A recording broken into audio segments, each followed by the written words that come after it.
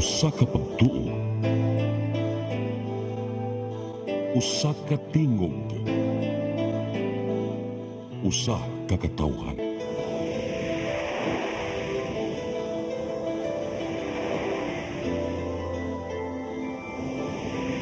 Cebu Catholic Television Network.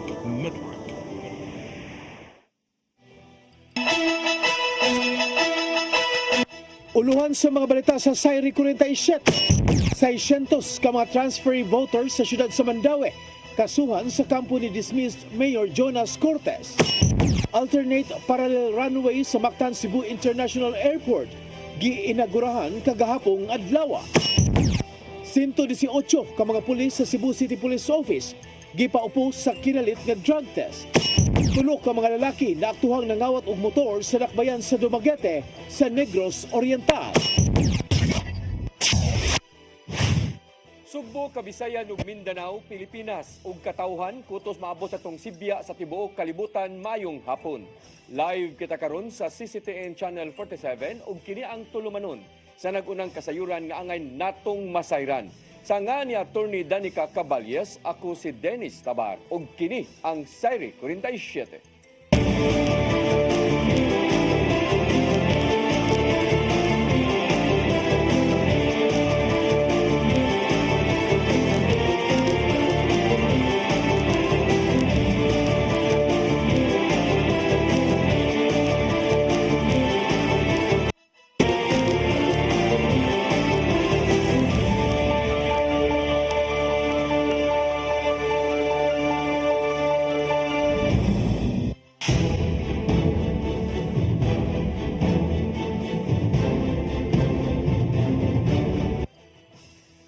Ug karon sa kumpletong detalye sa atong mga balita, kampo ni dismiss Mandaue City Mayor Jonas Cortez mupasaka og kaso sa 600 ka mga transferee voters sa syudad.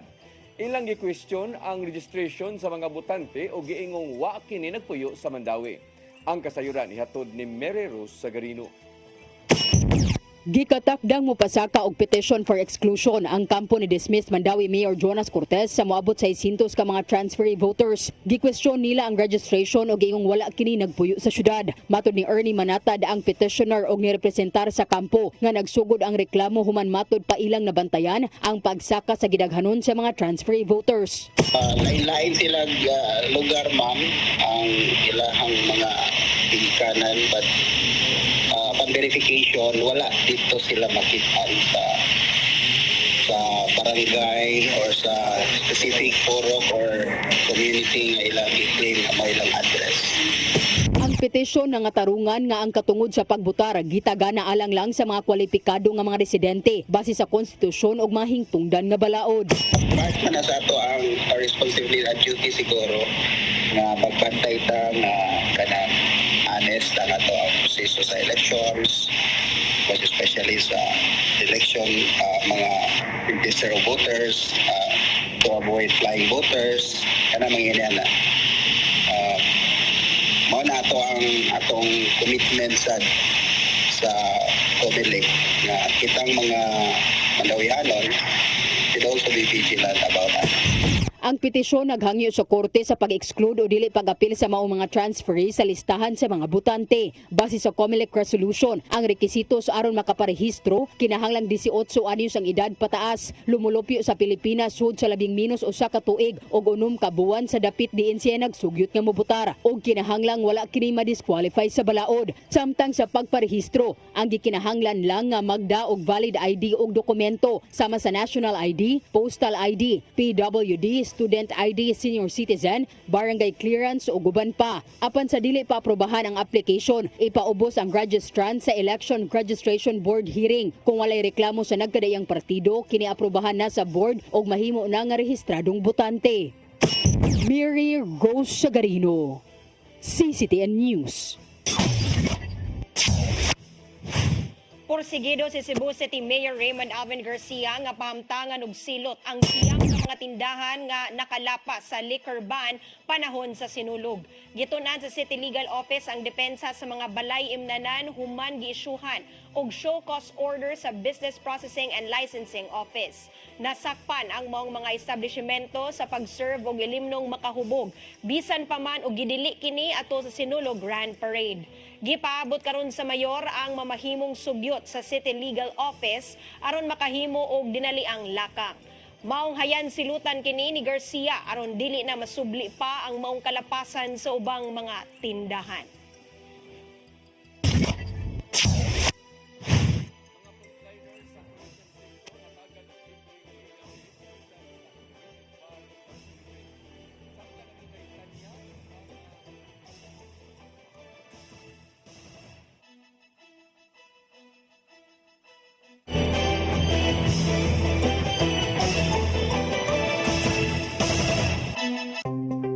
Discover the beauty of the Philippines.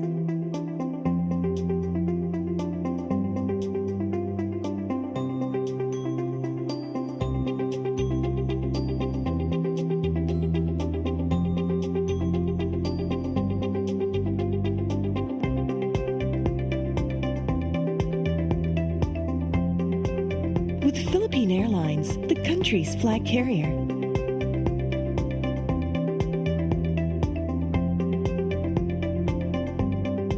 The airline that lets you feel the warmth of the nation.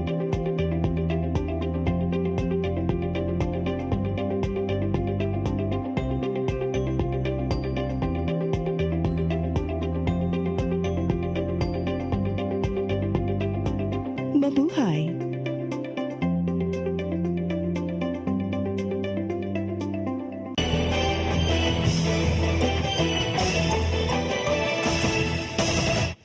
Balik sa ato mga balita, mga frontliners sa tourism sector hatagan og libreng legal aid gikan sa Integrated Bar of the Philippines. Samtang adunay tanyag ang Department of Tourism ngadto sa mga abogadong manglaag sa ubang bahin sa nasod.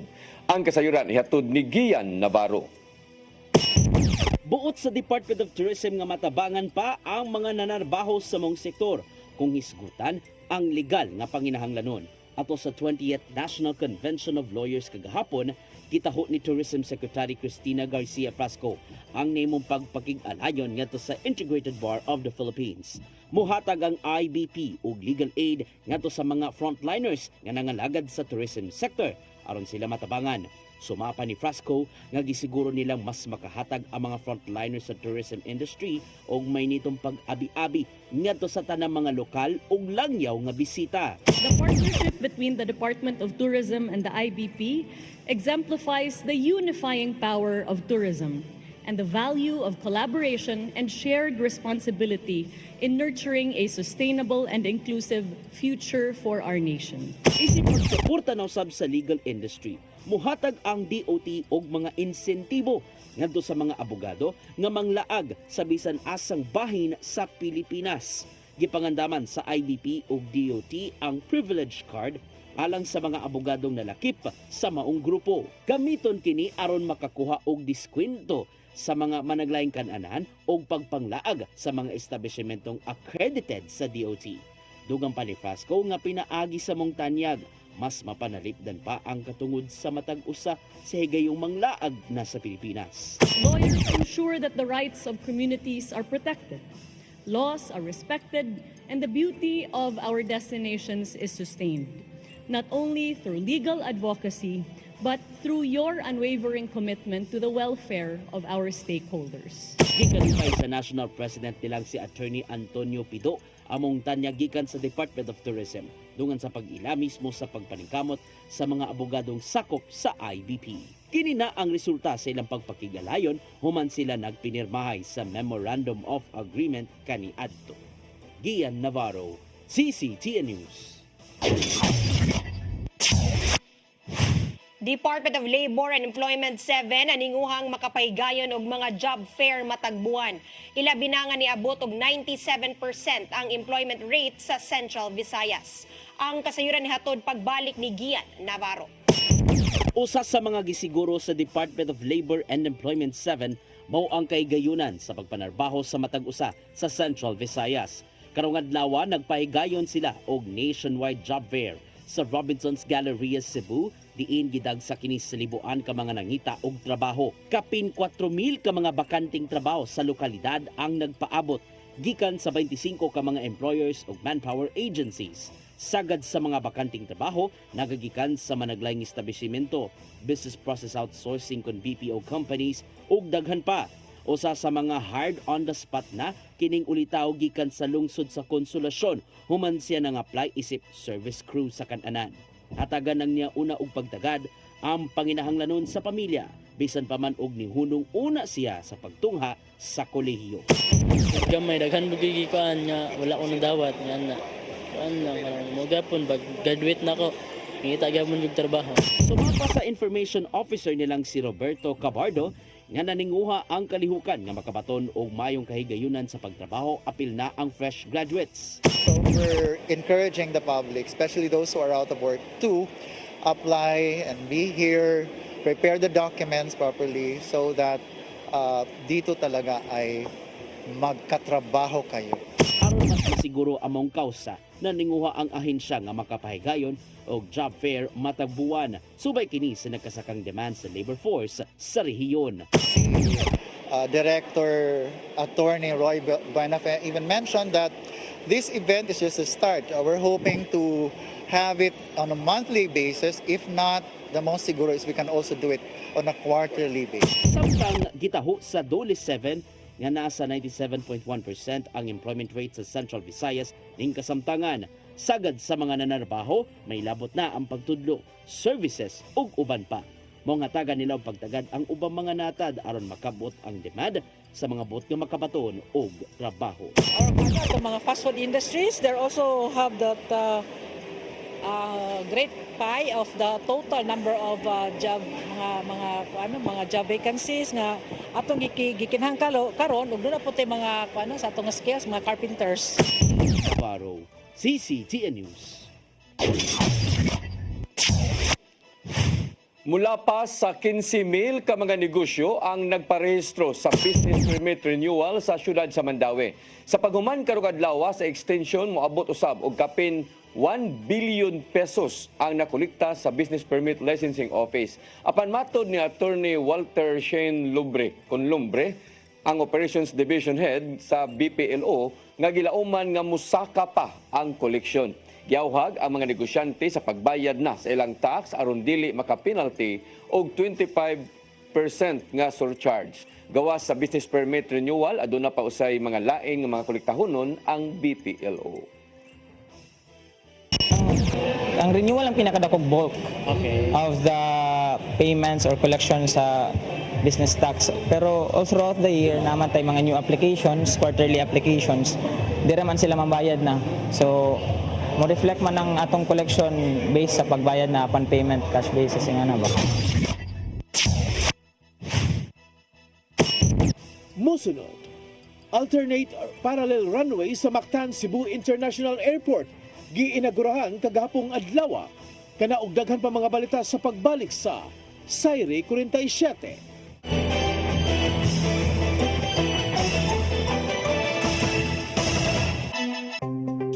Discover the beauty of the Philippines.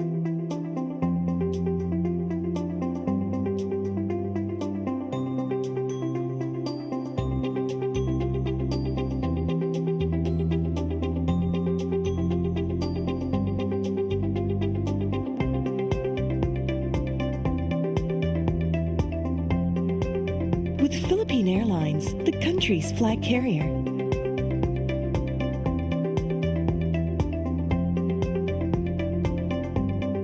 The airline that lets you feel the warmth of the nation.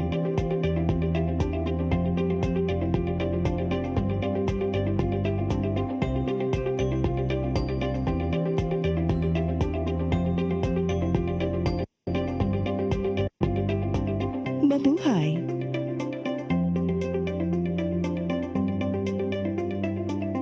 Speed powder Air comes in different variants, each with their own unique fragrance that gives long-lasting, clean, and fresh scent to your clothes, has microscopic speckles that helps penetrate the dirt, and contains additional whitening agents to achieve a brighter, clean clothes. Speed Powder, Bilis Laba, Bilis Linis, a product of Well-Made Manufacturing Corporation. On behalf of Fairchild Cooperative, I would like to thank all the members who have been with us all these years and who continue to support and patronize our services. At this time, I would also like to invite new members who will be part of our growth and push forward for a bigger cooperative movement, not just in Region 7, but the entire country of the Philippines.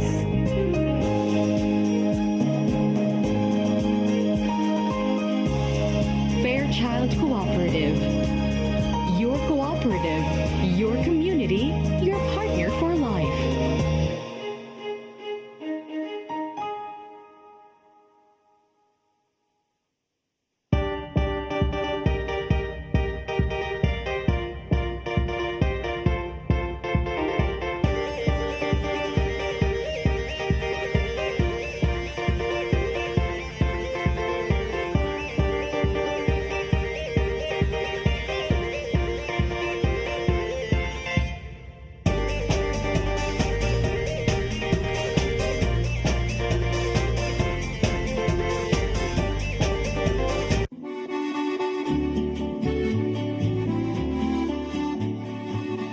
If you love the beautiful Italian furniture you are surrounded when you travel in Italy or anywhere in Europe, now you can find already in the Philippines with our different branches in Luzon, Visayas, and Mindanao from the multi-awarded Italian export furniture manufacturer based in Cebu. You can visit our showrooms in SM Limery, SM Lipa Batangas, Kimpo Boulevard, Davao City, SM Mind Pro, Zamboanga, SM Seaside Cebu, Limkitay, Cagayan de Oro, North Reclamation Cebu, Banilad Cebu, and other showrooms nationwide. You can have the best Italian quality designs and finishing of your dreams. Giardini del Sole. You will forget the price, but our quality will stay with you forever. Our Cebu Banilad showroom is located at Governor Cuenco Avenue, Barangay Gasambagan, Cebu City. SM Seaside Showroom, 2nd floor, City Wings, SM Seaside, Cebu City. Visit our Facebook and Instagram pages for more information or visit our website at www.giardinifurniture.com. Giardini del Sole.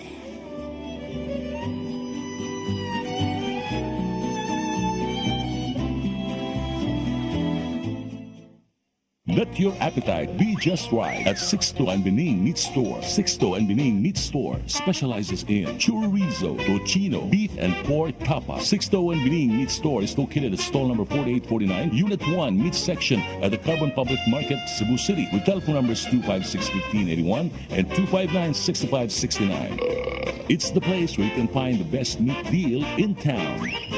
Buying your fresh meat at a low price? Come to Sixto and Bening Meat Store. RAJ Laurente Construction and Development Philippines, General Contractor, General Building, General Engineering, Planning and Development, Electromechanical, and Consultants in Surveying and Mining. RAJ Laurente Construction and Development Philippines is located at MCRA Lawaan Uno, Talisay City, Cebu, Philippines. Owned and managed by Engineer Roger Laurente, Engineer Annie Laurente, Engineer Rodney June C. Laurente, and Engineer Ronel Jan C. Laurente.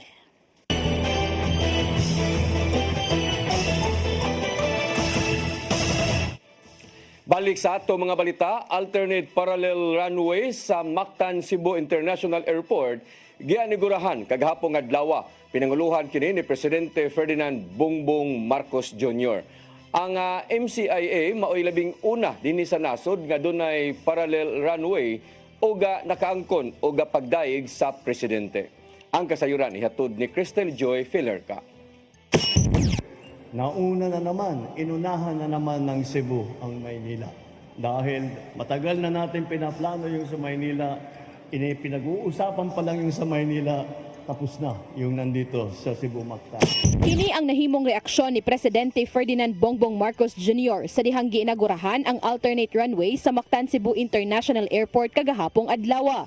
Kini tungod kay ang MCIA pa lang mao'y pinakauna dinhi sa nasod nga may alternate parallel runway. Ang presidente mao'y nangulo sa inaugurasyon kauban si Governor Gwen Garcia, Department of Transportation Secretary Jaime Bautista ug MCIAA General Manager Julius Neri Jr. Kining alternate parallel runway mao'y gamiton og galing siradan ang main runway sa oras sa emerhensiya o baka i-under renovation. Kini aron nga dili mahunong ang operasyon diri sa MCIA. Aduna kini gitason nga 2,560 meters o gilapdon nga 45 meters. Mas mubo kini sa main runway sa maong tugpahanan. Gisugdan ang pagpatrabaho sa mong ikaduhang runway sa tuig 2020 ug dulan 2 billion pesos ang nagasto niini. Tungod sa maong kalambuan, gidayeg kini ni Presidente Marcos. This new runway at the Mactan Cebu International Airport reflects the very essence of Cebu. It is dynamic, promising, and always ready to take on challenges. And just as Cebu has been a center of trade and tourism, this parallel runway symbolizes the unrelenting drive to connect and to grow and to lead. Ato ni General Manager Neri nga mahinungdanon ang maong alternate runway. Kini aron nga mas daghan pa nga mga flights ang ma-accommodate sa maong tugpahanan, ilabi na karong nagkadaghan na ang mga turista. Our airport is getting more and more traffic. We are really pushing for tourism, both local and international. So it's very important. Part of the airport experience, of course, is to make sure that everybody is safe. Wala pa hinuon nagsugod ang operasyon sa alternate runway tungod kay nagpadayon pa ang commissioning niini sa Civil Aviation Authority of the Philippines (CONCAAP). Kung magamit na kini sa sunod nga mga buwan, ipaubos una sa renovation ang main runway.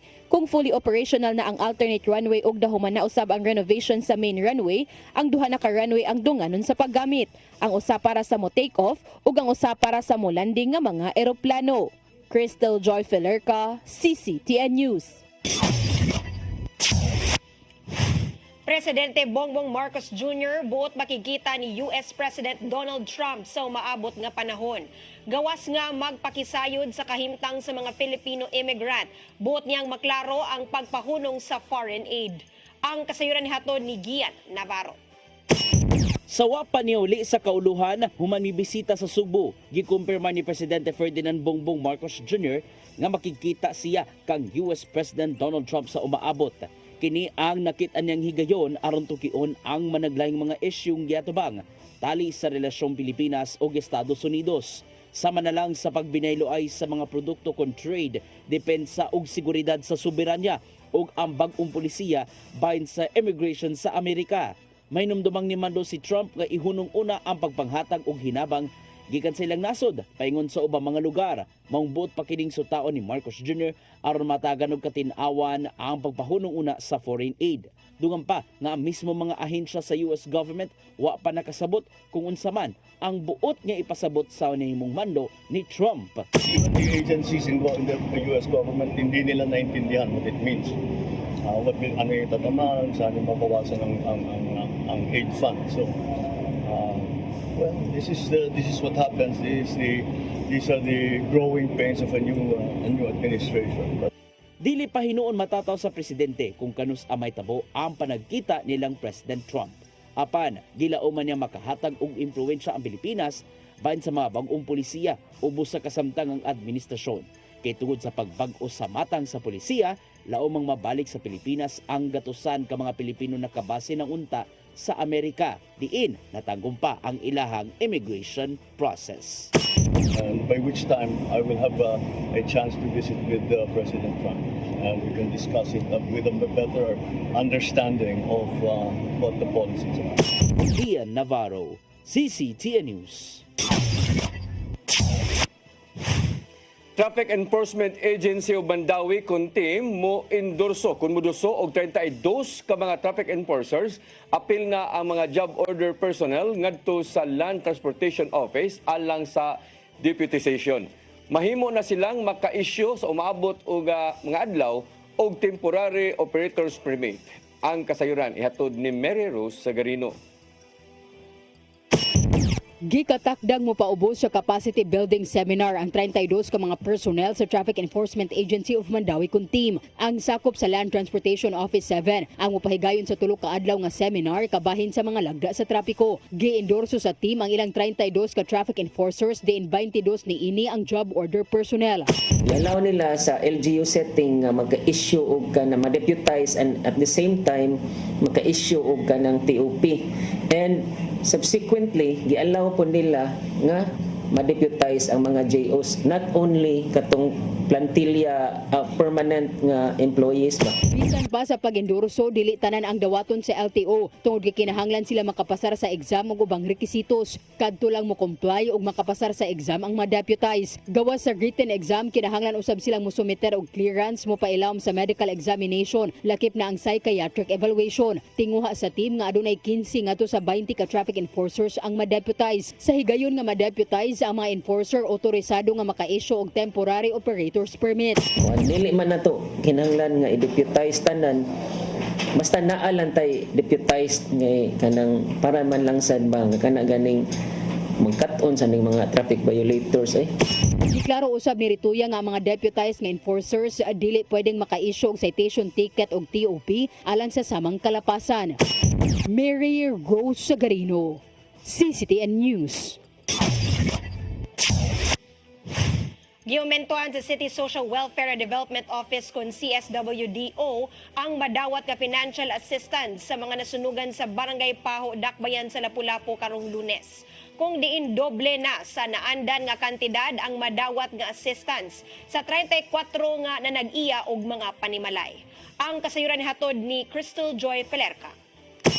Imbes nga tag 15,000 pesos ang madawat sa mga homeowners nga na totally damage ang panimay sa nahitabong sunog sa Sitio Sangi Interior, Barangay Paho, Dakbayan sa Lapu-Lapu ni adtong nilabay nga semana, makadawat na sila og tag 30,000 pesos gikan sa City Social Welfare and Development Office ubos sa Emergency Shelter Assistance. Kini subay sa mando ni Mayor Junard Hongchan ngadto sa mong buhatan nga patasan ang madawat sa mga nasunugan ug iparehas kini sa madawat sa mga naapektuhan sa demolition kinsa nakadawat usab og tag 30,000 pesos ubos gihapon sa maong programa. Samtang tag 10,000 pesos ang madawat sa mga na partially damaged, 8,000 pesos ang sa sharer ug 5,000 pesos ang sa mga renters. Sa dato sa CSWDO, adunay 58 ka households ang makadawat sa maong tabang pinansyal. 34 niini mga homeowners nga na totally damaged, 4 ang na partially, 17 ka renters ug 2 ka sharers. Dugang paniana ang mga homeowners nga na totally damaged makadawat usab og tag 15,000 pesos gikan sa Department of Social Welfare and Development kun DSWD7 ug laing 15,000 pesos nga rental subsidy sulod sa 3 ka buwan gikan sa City Disaster Risk Reduction and Management Office. Karong umaabot nga Lunes, ipahigayon ang payout sa mong tabang pinansyal gikan sa CSWDO ug DSWD7. Matod ni Remel Peter Bontilaw, ang admin aide sa CSWDO, nga gipaspasan sa maong buhatan ang paghatag sa mong assistance tungod kay 2 ka semana lang tugutang makapuyo sa mga evacuation centers ang mga nasunugan. Tuyo ron sa ato ang pangagamahanan sa city government at CSWDO nga mapadali ang pagpanghatag sa mga ayuda, especially ang mga kabutan nga mabot siyang 10 days. Ang 34 ka household nga na totally damaged ang panimay mao ay primerong makapahimo sa pagdoble sa kantidad sa financial assistance. Nakita ni Konsehal Annabeth Quezon ang panginahanglanon sa pagduso og ordinansa aron nga adunay basihan sa ihatag nga assistance sa mga mabiktima sa katalagman. Apuda siya nga itong ibuhat karon na himuan yun dapat og ordinance ma'am kay para naagit tayo basis bitaw o tagpila niya according to unsa po ang ilang pagka-damage, unsa po ang ilang pagkanang sa ownership sa property. Crystal Joy Pelerca, CCTN News. Musaka og jutay ang presyo sa gasolina. Apan mo barato pahinuon ang krudo og kerosene sa sunod semana. Suma pa sa pagbana-bana sa Department of Energy dungan sa kundugangan og 40 centavos hangtod na sa 60 centavos ang matag litro sa gasolina. Samtang gibanabanang mo barato og hangtod piso ang kada litro sa krudo og kerosene. Usa sa mga nakita sa DOE bahin sa pagsibog sa presyo sa lana mao ang hangyo ni US President Donald Trump nga minusan pa ang kantidad niini sa merkado o padaghanon pa ang iyang supply. Apan subayon pa sa mga nasod ang naghimo og lana kung angayan bang pakusgan ang produksyon sa petrolyo. Moabot sa 118 ka mga pulis sa Cebu City Police Office ang gipaubos sa kinalit nga drug test ni atong Miyerkules sa buntag. Kini na ang ikaduhang hugna sa random drug test sa CCPO din una nang gihimo ni atong Disyembre 2024. Ang pagpaubos sa mga pulis sa drug test kabahin sa internal cleansing sa PNP aron masiguro nga walay bisan usa kanila nga tigamitan sa ilegal nga drogas. Mato di Police Colonel Enrico Figueroa, hepe sa kapulisan sa Dakbayan sa Sugbo, nga gisiguro niya nga dunay integridad ang iyang mga sakop sa paghatag og serbisyo sa katawhang Sugboanon. Dugang ni Figueroa nga ang pagsusi kung wala bay mo gamit sa ilegal nga droga sa iyang mga sakop aron masiguro usab nga tinud-anay ang ilang pagpatuman sa balaod diin sila ang role model sa komunidad.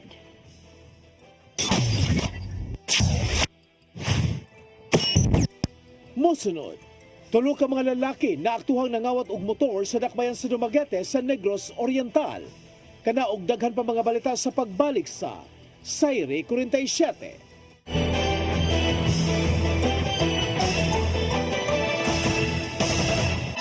Speed powder comes in different variants, each with their own unique fragrance that gives long-lasting, clean, and fresh scent to your clothes, has microscopic speckles that helps penetrate the dirt, and contains additional whitening agents to achieve a brighter, clean clothes. Speed powder, Bilis Laba, Bilis Linis, a product of Well-Made Manufacturing Corporation. Your path to a new start. Nutrition, Exercise and elimination. water, Sunlight.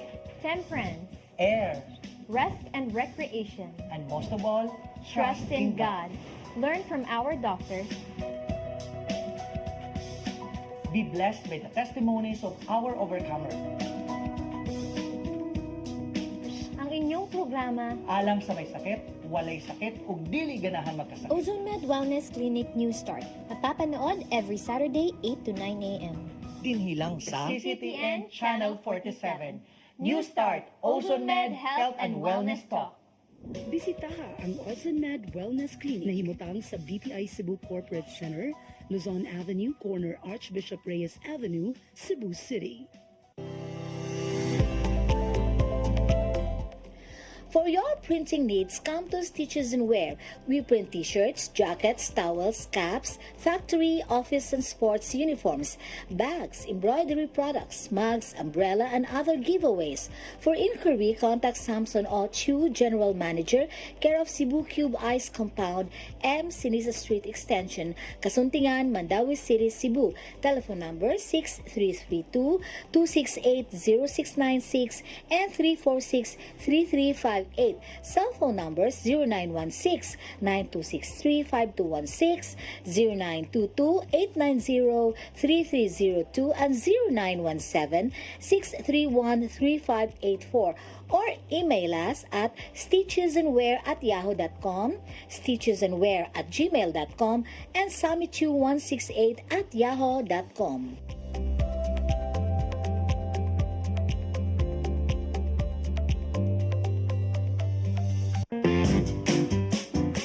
In the heart of Cebu lies an ideal place for the people on the go. Uncle Tom's Cabin Hotel gives guests a convenience of quick and easy access to Cebu's business centers, offers spacious rooms furnished with all the modern-day amenities.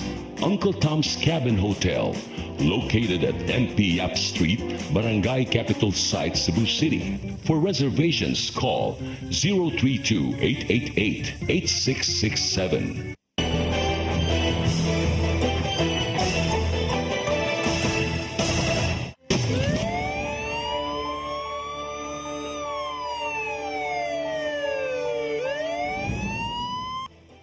Balik sa ato mga balita, tulo ka mga lalaki nga nanguha og motor sa dakbayan sa Dumaguete, Negros Oriental naatlan sa mga sakop sa Highway Patrol Group 7. Mga dinakpan naabtan nga nagtukmod sa kinawat sa motor. Ang kasayuran ihatod ni Arnold Bustamante. Tulo ka mga lalaki nga naatlan sa mga personel sa Regional Highway Patrol Group 7 nga nagtuklod og motorsiklo nga ilang gikawat gipangsikop kini sa Menciano Road sa barangay Taclobo, Dakbayan sa Dumaguete sa probinsya sa Negros Oriental ngadto miaging adlaw. Ang tulo nga gipangpusasan gila sa mga alias nga silang Lawrence, residente sa barangay Buntis, lungsod sa Bakong, alias Soron ug alias JC nga pulos taga Dakbayan sa Dumaguete. Mato ni Police Lieutenant Colonel Wilbert Parilla, ang Regional Chief sa HPG7, nga unang nagpatabang sa kapulisan sa syudad sa Dumaguete ang tag-iya sa mga motorsiklo nga si alias Jocelyn nga gikawat ang iyang motor. Si Jocelyn residente sa barangay Lower Bakakay sa Dakbayan sa Dumaguete. Di niyang nabantayan nga nawagtang lang og kalit ang ilang motorsiklo nga giparking sa gawasan ng Panimay.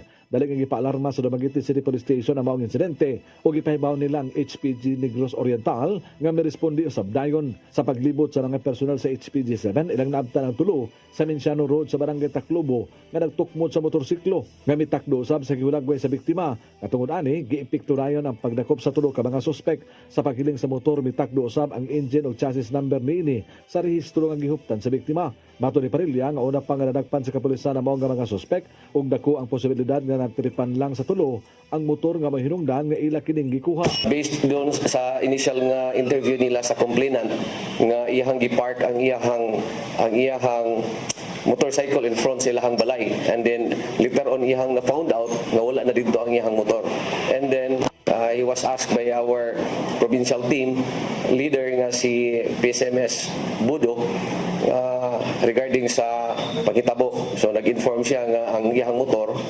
nawala pero ang yawi na ra sa iyaha. So basically basin og giguyod lang. So ilahang gituyok ang area sa Dumaguete, no? So eventually nakita nila ang tulo ka suspect nga nagduot sa motor. So pag stop nila, pag recover sa motor, gi-check ang engine number o chassis number which fit with the complainant's motorcycle nga iyahang gi-report nga nawala. Napasakanag kasong karnaping at tulo ka mga suspitsado sa buhatan sa prosecutor sa Dakbayan sa Dumaguete. Arnold Bustamante, CCTV.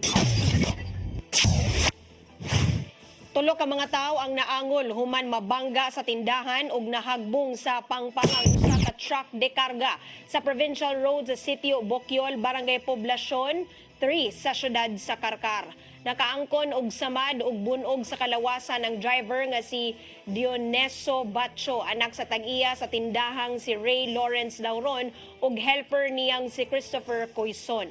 Sa investigasyon sa Karkar City Police Station, gikan ang truck sa lungsod sa Asturias ug mopaingon sa lungsod sa San Fernando dihang nawagtangan og brake hinungdan sa disgrasya.